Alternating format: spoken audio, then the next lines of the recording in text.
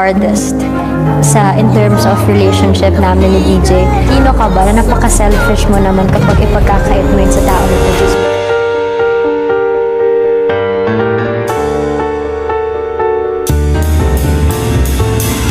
Umabot sa amin ang chikang patagang nagkikita ang mga kapamilya stars na sina Daniel Padilla at Andrea Brillantes. Sa latest episode kasi ng Showbiz Update, isiniwalat ni OJ Diaz na ayon sa sit-sit ng kanyang source ay palihim nang nagtatagpo ang dalawa. Matatanda ang ilang araw na ring pala isipan sa madlang netizens kung ano na nga ba ang estado ng relasyon nina Catherine at Daniel dahil muli na namang nabuhay ang balitang hiwalay na umano ang dalawa.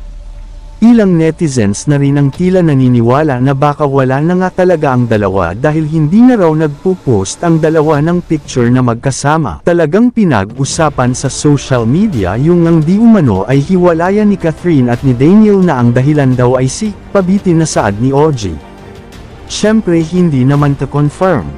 Kaya dapat marinig din natin ang panig nila. Kasi nilink si Daniel kay Andrea Brillantes. Pinagselosan raw ito ni Catherine. Nagtataka siya sa chika dahil alam niyang sobrang mahal ng kapamilya aktor ang kanyang longtime girlfriend at ka-love team. Nabanggit din ng source ang naging pananamit lately ni Catherine na medyo sexy samantalang conservative si Daniel. Ang sabi pa raw ng kanyang source ay kung totoong in a relationship pa ang Katniel ay mag-aantay na lang siyang mag-post ang dalawa ng larawan na magkasama. Matatanda ang una na ring naichika ng talent manager na tila ayaw ni Catherine na makasama sa kahit na anong project si Andrea.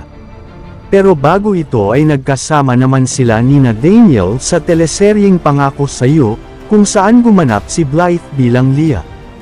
Bukod dito, aminado si Andrea na crush niya ang aktor at minsan ring na-link sa isa't isa. Sa ngayon ay wala pa namang pahayag ang kampo ni Daniel, Catherine at Andrea ukol sa isyung ito.